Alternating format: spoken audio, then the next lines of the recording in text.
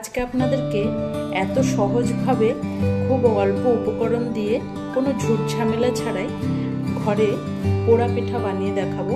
তাও আবার না কোনো কলা পাতা লাগবে, না চাল গুঁড়ো করতে লাগবে। খুবই কম সময়ে আর খুব অল্প উপকরণ দিয়ে কিন্তু আপনারা এই পোড়া পিঠাটা বানিয়ে নিতে পারেন, আর খেতেও কিন্তু দারুণ টেস্ট হয়। তো চলুন কিভাবে আজকে এই পোড়া পিঠাটা বানিয়েছি আপনাদের সাথে একবার শেয়ার করি। নমস্কার বন্ধুরা, আমি সুজাতা, আপনাদেরকে সুজাতাস কিচেনে অনেক অনেক স্বাগত।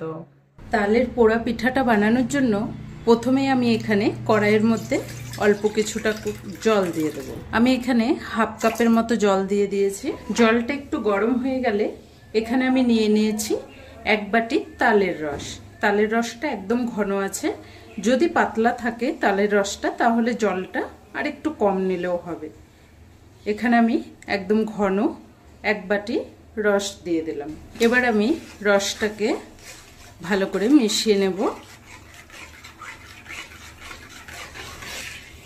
তালের রসটাকে ভালো করে মিশিয়ে নিয়েছি। এখানে আমি 1 প্যাকেট গুঁড়ো দুধ নিয়েছি 10 টাকা দামের, এটা পুরোটা এর মধ্যে দিয়ে দেব। এই গুঁড়ো দুধটা দিলে এই পিঠেটা খেতে কিন্তু দারুণ টেস্ট লাগবে। ভালো করে মিশিয়ে নেব। গুঁড়ো দুধটা দিয়ে ভালো করে মিশিয়ে নিয়েছি। এখানে এবার 1 থেকে 1.5 চামচ চিনি দিয়ে দেব। মিষ্টিটা আপনারা আপনাদের পছন্দ মতো দেবেন। সামান্য অল্প করে নুন দিয়ে দিলাম। পিঠেটা নুন দিলে মিষ্টি ব্যালেন্সটা খুব সুন্দর আসবে। ভালো করে ঘেটে মিশিয়ে দিতে হবে। এবার এর মধ্যে দিয়ে দেব কুড়িয়ে রাখা নারকেল 2 চামচ। আবারও ভালো করে মিশিয়ে নেব। ভালো করে জাল করে নিয়েছি সবকিছু একসাথে দিয়ে। এবার আমি এখানে নিয়েছি বড় বাটির 1 বাটি চালের গুঁড়ো। এবার এর মধ্যে এটা দিতে থাকবো। এখানে আমি কেনা চালের গুঁড়ো ব্যবহার করেছি, যাতে পিঠেটা খুব সহজভাবে আপনাদেরকে বানিয়ে দেখাতে পারি। এবার এটাকে একদম ধীরে ধীরে নাড়তে থাকতে হবে।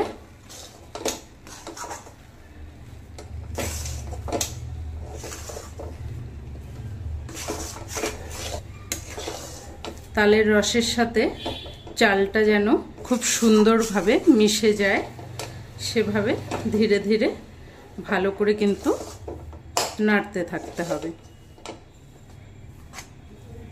4 থেকে 5 মিনিটের মতো ঠিক এভাবেই কিন্তু ভালো করে নাড়তে থাকতে হবে।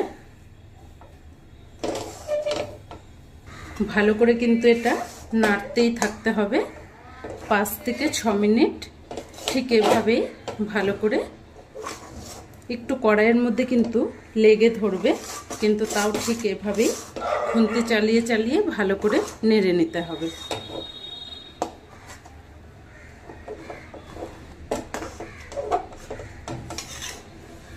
ভালো করে 3-4 মিনিট নাড়িয়ে নিয়েছি। এবার এর মধ্যে দিয়ে দেব কিছুটা টুকরো করা নারকেল। এই পিঠেটার মধ্যে এরকম টুকরো করে নারকেলটা দিলে কিন্তু মুখে পড়লে খেতে খুব ভালো লাগবে। সাথে দিয়ে দেব কিছুটা ভেজে রাখা বাদাম। বাদাম আর নারকেলটা অবশ্যই দেবেন, তাহলে কিন্তু এই পিঠেটা টেস্টটা অনেকটা বেড়ে যাবে।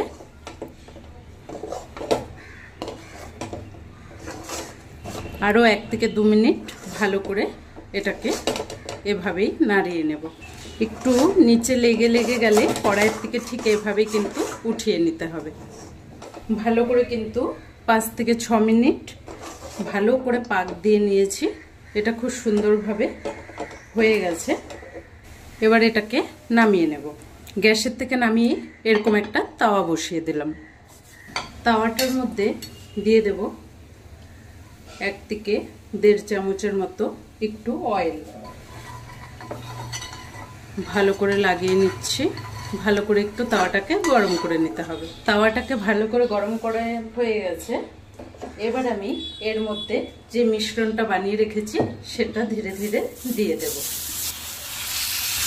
এবার এটাকে একটু ছড়িয়ে দিতে হবে।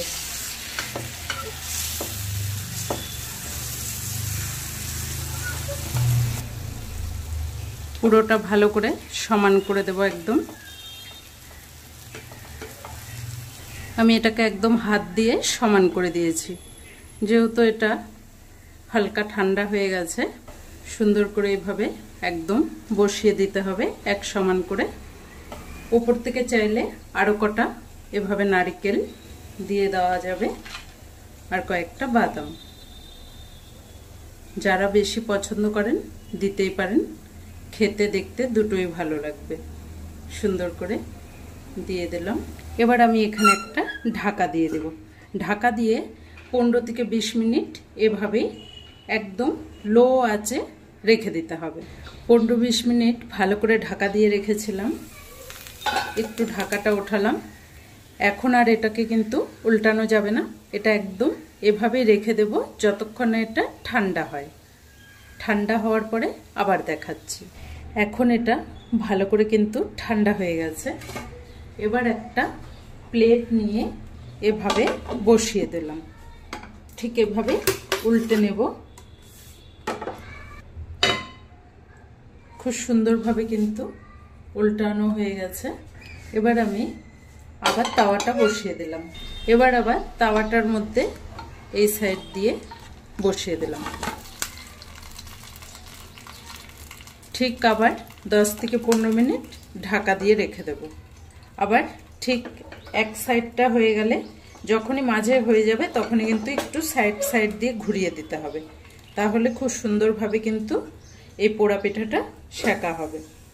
এক সাইডটা 15-20 মিনিট হওয়ার জন্য একটু তাওয়াটাকে একই সাইডে না রেখে সাইড দিয়ে একটু করে ঘুরিয়ে দিতে হবে, তাহলে চারো সাইডটা কিন্তু খুব সুন্দরভাবে সেকা হবে। 2 মিনিট এভাবে রাখলে 2 মিনিট একটু এভাবে করে ঘুরিয়ে দিতে হবে, তাহলে কিন্তু খুব সুন্দরভাবে সেকা হবে।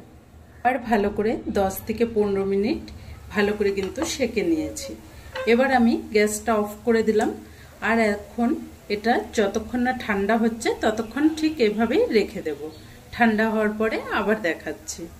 পিঠাটা এবার ঢাকাটা উঠিয়ে দেখে নিতে হবে ঠান্ডা হয়ে গেছে কিনা। এবার আমি আবার একটা প্লেট নিয়ে ঠিক এভাবে উল্টে দিলাম। খুব সুন্দরভাবে কিন্তু পিঠেটা হয়ে গেছে তৈরি। এবার এটাকে কেটে নেব। এবার দেখুন ঠান্ডা হওয়ার পরে কতটা সুন্দর হয়েছে। এবার পছন্দ মতো কেটে নেওয়া। তো এবার আমি সুন্দর করে কেটে নিচ্ছি। আপনারাও আপনাদের পছন্দ মতো এভাবেই কেটে নেবেন। দেখুন কাটার পরে কতটা সুন্দর হয়েছে, কোনো ঝামেলা ছাড়া। আপনারাও কিন্তু ঘরে এভাবে পোড়া পিঠা বানিয়ে খেতে পারেন। এই পিঠাটা কিন্তু খেতে দারুণ টেস্ট হয়। তো আজকের এই পোড়া পিঠার রেসিপি আপনাদের কেমন লেগেছে কমেন্ট করে কিন্তু অবশ্যই জানাবেন। যদি ভালো লাগে চ্যানেলটাকে একটা লাইক দিয়ে অনেক শেয়ার করে দেবেন। ধন্যবাদ।